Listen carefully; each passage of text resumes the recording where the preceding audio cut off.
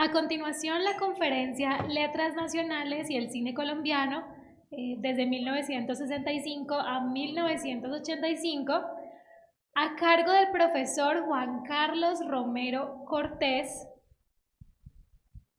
de la Universidad Autónoma de Occidente e Instituto de Bellas Artes.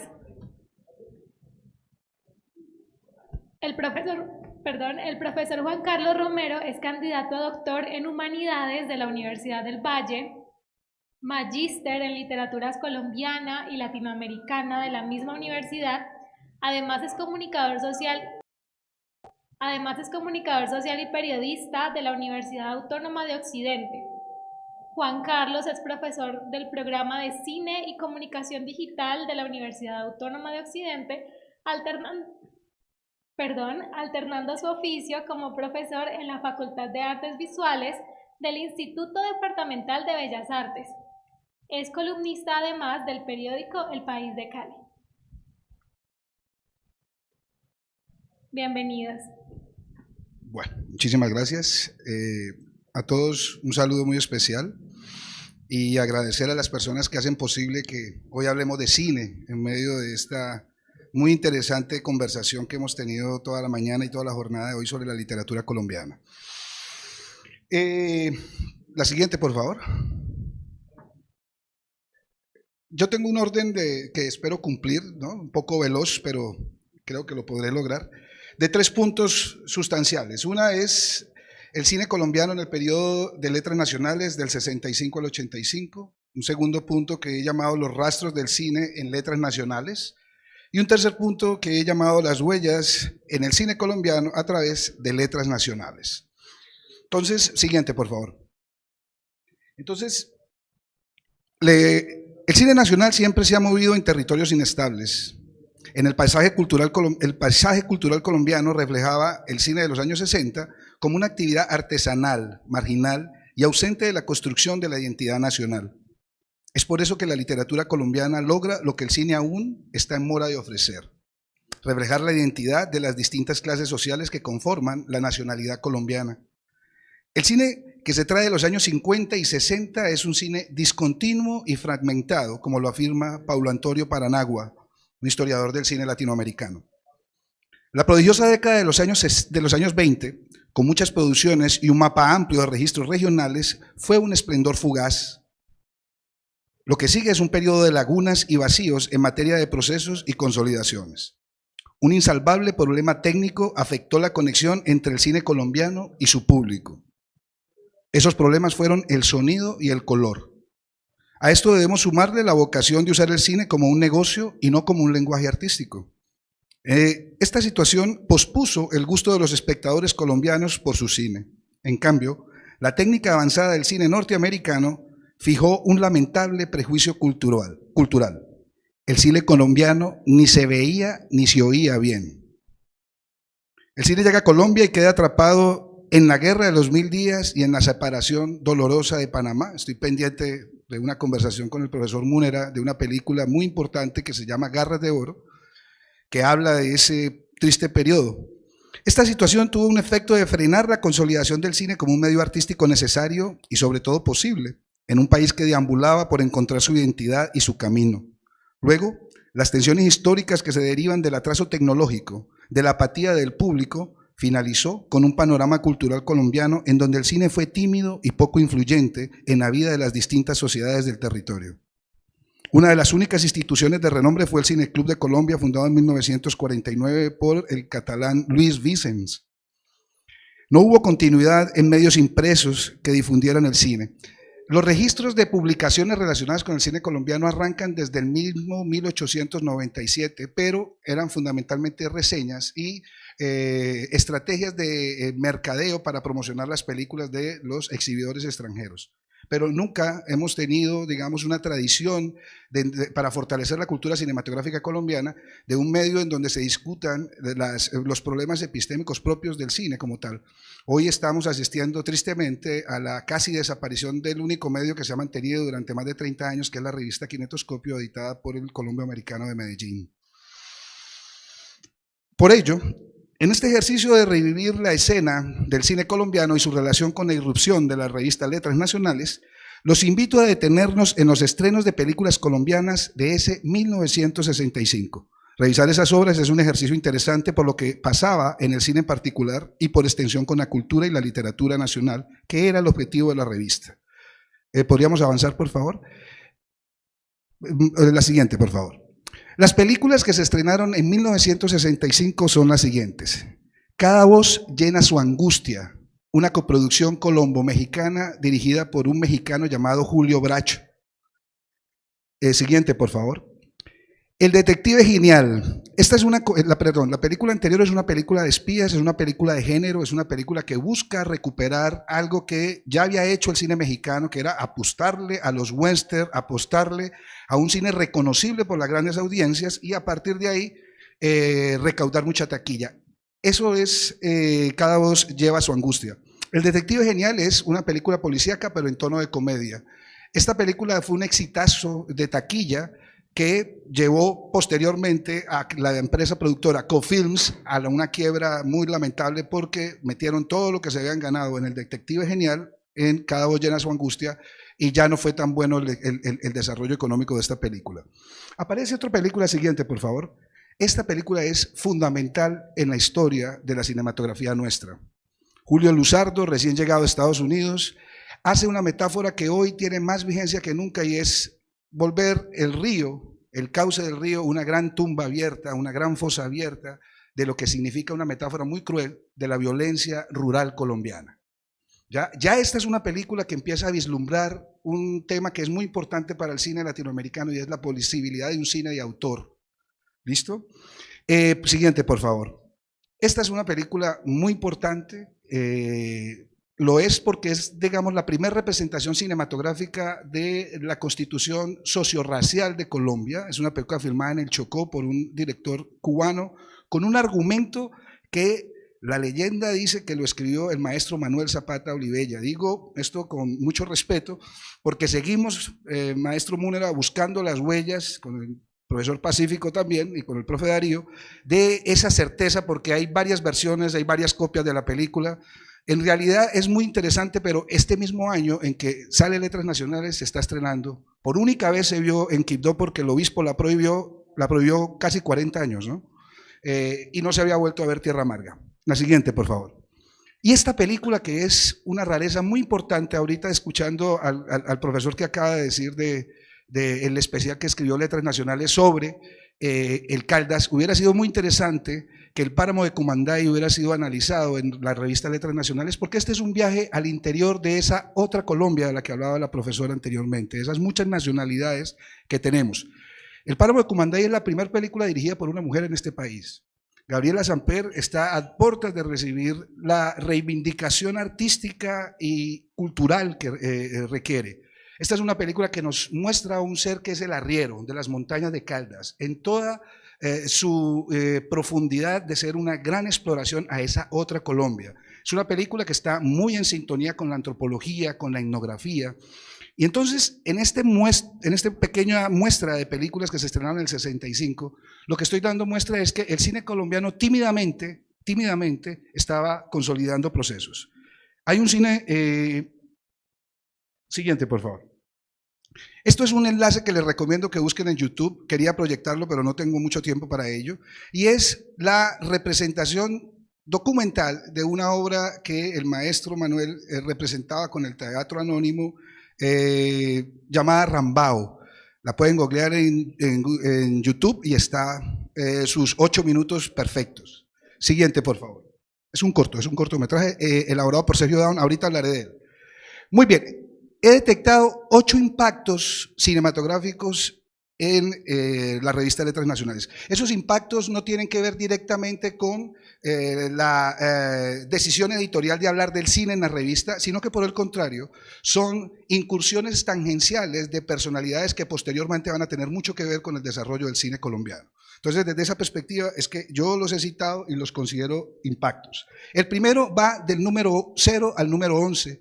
Y en ese impacto reconozco la figura de Carlos José Reyes como uno de los miembros del comité editorial. Siguiente, por favor. Carlos José Reyes es uno de los 4 guionistas de una de las películas históricas más importantes del cine colombiano, como lo es la novela que está cumpliendo años este año, Cóndores no entierran todos los días. Son 4 guionistas que contrata Francisco Norden para hacer esa adaptación que nos saca de un ostracismo y es hacer cine histórico en Colombia. Eso es fundamental. Esta es una extraordinaria puesta en escena y una extraordinaria interpretación de Fran Ramírez. Siguiente, por favor. En la revista número 8 aparece un cuento de Carlos Duplat. Era un hombre llamado Campos. Carlos Duplat, siguiente, por favor. Director de cine y teatro, dramaturgo colombiano, arquitecto de formación. Hace una serie exitosísima en el año 80 que se llamó Amar y Vivir. Eso se volvió un largometraje. No fue tan exitoso el largometraje como la serie televisiva, pero en lo que sí se percibe en el cine de Duplat es una conciencia de representar una Colombia muy particular. Siguiente, por favor. Esta es como la joya de la corona, y es que en el número 13 y en el número 14 de la revista aparece el argumento cinematográfico de Tiempo de Morir. Aparece justo en el año en que García Márquez explota como escritor latinoamericano, y es casi que una primicia y una exclusiva para las letras nacionales que este guión que se había filmado 2 años antes se pueda publicar en la revista. Se publica en 2 entregas y se publica casi que, sería muy bueno que el profe Pacífico lo viera, porque desde la edición casi que lo pasan exactamente igual, no le cambian una letra, y es muy interesante ver la escritura cinematográfica de Gao, de la cual hablaré más adelante. Siguiente, por favor. En la número 15 aparece el maestro Álvaro Cepeda Zamudio, el nene Cepeda, con su cuento En la oscuridad de la noche.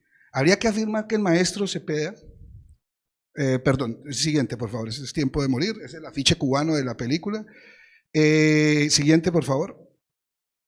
Bueno, el maestro Cepeda es el padre del cine experimental en Colombia. Si hubo unas personas atrevidas que hicieron una ruptura increíble en el cine colombiano, fueron los amigos de La Cueva, cuando se decidieron recrear la metáfora bellísima de una langosta radioactiva que apareció en la costa de Puerto Colombia, en las playas de Puerto Colombia. Esa idea un poco surrealista y descabellada la escribe el nene Cepeda, aparece un tal Gabriel García Márquez en los créditos, Nereo López y todo el grupo de La Cueva. Siguiente, por favor. En el número 19 aparece un texto de Alberto Duque López, No hay moscas en el Cordero de Dios. Yo creo que es fundamental y un vacío clave del desarrollo cultural de la cinematografía colombiana es la falta de un pensamiento crítico. Yo creo que el maestro Duque, Alberto Duque, que falleció en el 2010, siguiente, por favor, fue una persona que de alguna manera llevó la crítica a un estado de elaboración un poco más desarrollada, incipiente todavía muy en la reseña, pero de alguna manera es importante reconocer el trabajo que ahí se hace. Siguiente, por favor. En el número 27 aparece un artículo de José Ramón Mercado llamado El Teatro Anónimo Identificador, y esa obra es retratada por un cineasta, siguiente por favor, llamado Sergio Daun. Es un cineasta caleño, hijo del dramaturgo y del médico Alberto Daun, y esta película es muy importante porque es una peliculita de 8 minutos. Sus 5 primeros minutos es el montaje de la obra, el antes, durante y el después, y los minutos finales son, el actor protagonista de Rambao es un campesino cordobés. Los últimos 3 minutos de la película es mostrando a ese campesino en su faena, en su trabajo diario. Esta es un esbozo de una exploración etnográfica muy incipiente, pero muy profunda para lo que posteriormente va a desarrollar el cine colombiano en términos de estas metodologías. Siguiente, por favor. Bueno, hablaba ahorita también el anterior expositor que me precedió de la literatura, del número llamado Literatura Vallecaucana Contemporánea. Siguiente, por favor. En ese texto se aparecen publicadas reseñas de Humberto Valverde. Humberto Valverde tiene también uno de los libros más interesantes de crítica de cine colombiano que se llama Reportaje Crítico al Cine Colombiano, es un texto de los años 70, y posteriormente también está aquí Gustavo Álvarez Gardiazabal, que desde el punto de vista literario yo creo que es el primer escritor en Colombia que vende desde el punto de vista comercial los derechos de una novela para ser llevados al cine, porque las otras llevadas al cine han sido escandalosas porque no ha habido claridad en los pagos de los derechos, ¿no? Eso incluye la adaptación de María de Jorge Isaac. Siguiente, por favor. En el último número aparece de alguna manera un texto escrito por el maestro Germán Vargas llamado Nereo, el alma de la imagen. Me llama mucho la atención porque es de las pocas aperturas que hacen Letras Nacionales a algo que no sea literatura, y en este caso es fotografía. Y entonces este texto retrata y dice algo muy importante sobre la importancia de la imagen para definir la cultura.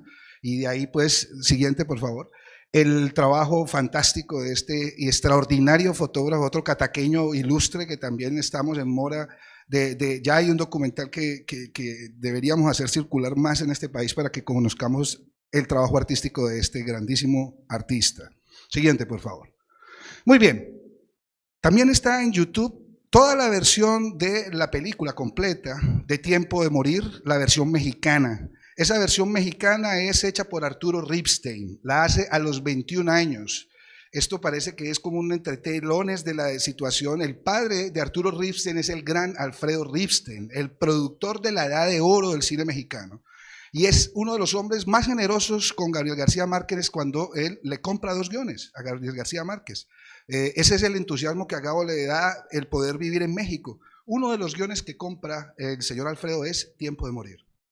Tiempo de Morir es adaptado por su joven hijo, que es un récord en México que lo dejen dirigir a los 21 años, pero lo más importante es que la trayectoria del maestro, siguiente por favor, del maestro Ripstein es increíble. Tanto así que mereció un reconocimiento de una generosidad inmensa de Gabriel García Márquez, que es cederle los derechos de El coronel no tiene quien escriba, adaptación que hace la esposa de Arturo Ripstein, Alicia García Diego, que es una grandísima guionista, y ella hace la adaptación.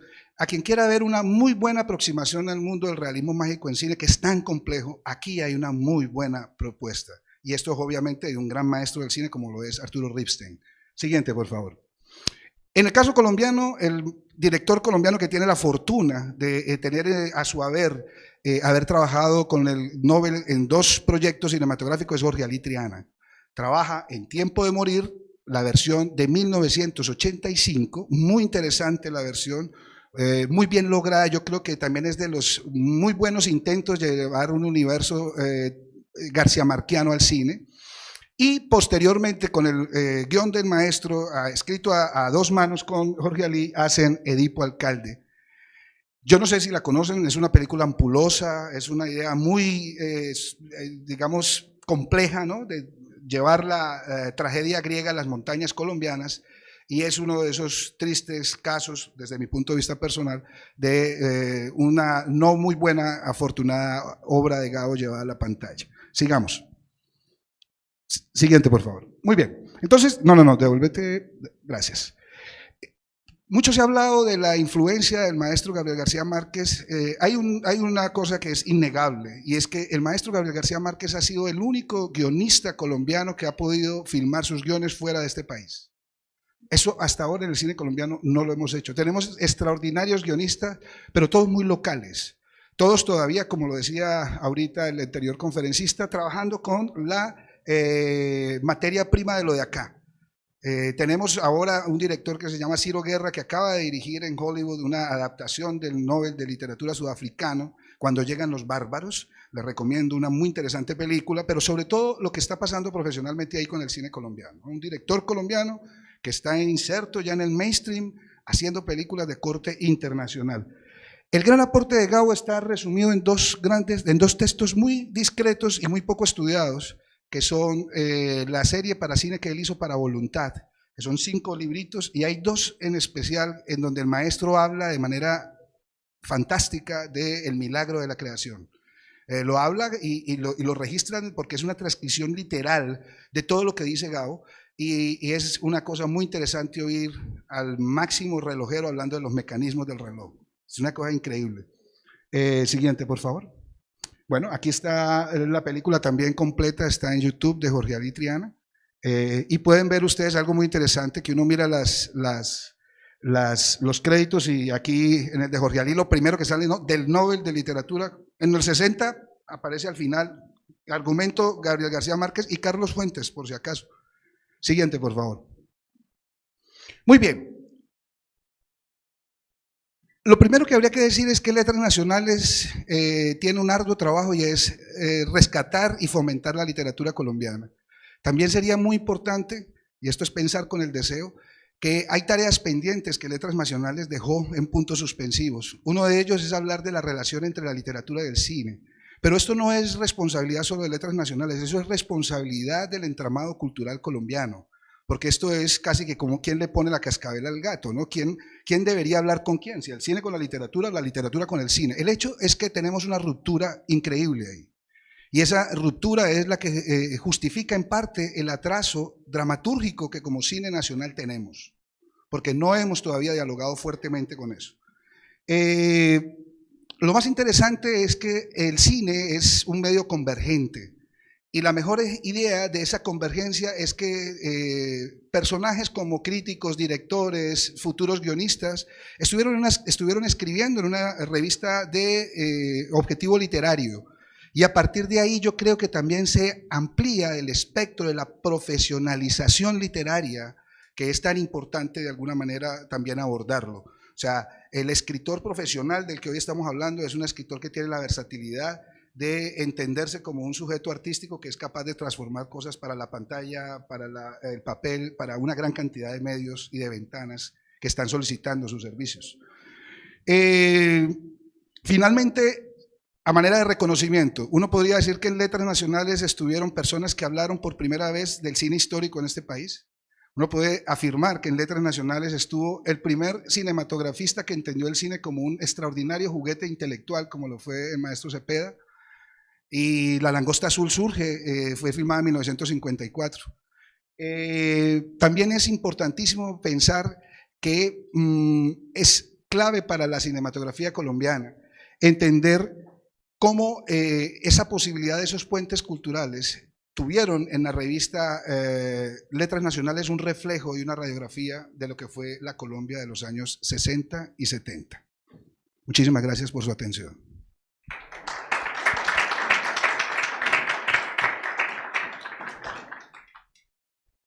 Bueno, muchas gracias Juan Carlos por tu intervención, súper necesario pensar el papel del cine en la nación, es muy importante, muy poco trabajado, ¿no? Porque hay muchas cuestiones por tratar y por hablar, hay muchísimas dudas, bueno, en fin, es una conversación como larga porque, bueno, quisiéramos saber si alguien en el auditorio tiene alguna pregunta. Ah, bueno. Quiero acotar algo cuando habló de Cóndor no entierran todos los días. Pacho Norden, que es el director, hay una anécdota porque él los escenarios no los toma en el Valle, sino en Cundinamarca. Y a él le preguntan que por qué, entonces él dijo pues, o no lo dijo él, lo expresó Mario Rivero, otro gran director que fue el codirector de esa producción y que si no estoy mal es director del embajador de la India. Él dice de que él lo hizo en Cundinamarca porque él sabía cómo respiraba la gente del altiplano y no la gente del valle. Y para otra acotación, cuando hablaba de Rambao, de Mario Zapato Olivella, no voy a profundizar porque ese tema lo va a manejar el amigo Nicolás y no quiero ser imprudente en eso. Quiero decirle que ese campesino se llama Filiberto Díaz Urango y es de la tierra donde yo nací, San Antero. Y lo que se muestra es eso, con el teatro identificador, de que un campesino hace papel de un campesino. Y voy a aprovechar este espacio para decir también que siempre se comenta lo que Zapata logró traer acá, a las urbes, pero poco se habla lo que logró hacer allá mismo. Por ejemplo, partiendo de Filiberto Díaz, que es un campesino, él lo trae acá y a raíz de eso, esa semilla del teatro se crea en nuestro pueblo. Es decir, impulsado y motivado por Zapata. Lo mismo que hizo con las agremiaciones campesinas en San Bernardo y todo el Bajo Sinú. Quien los lidera para que se organicen y reclamen sus tierras es el maestro Zapata. Es decir, no solamente es la parte de lo que él trajo acá, sino también lo que creó, las células que creó allá en las localidades, digamos, rurales de nuestros pueblos. Gracias.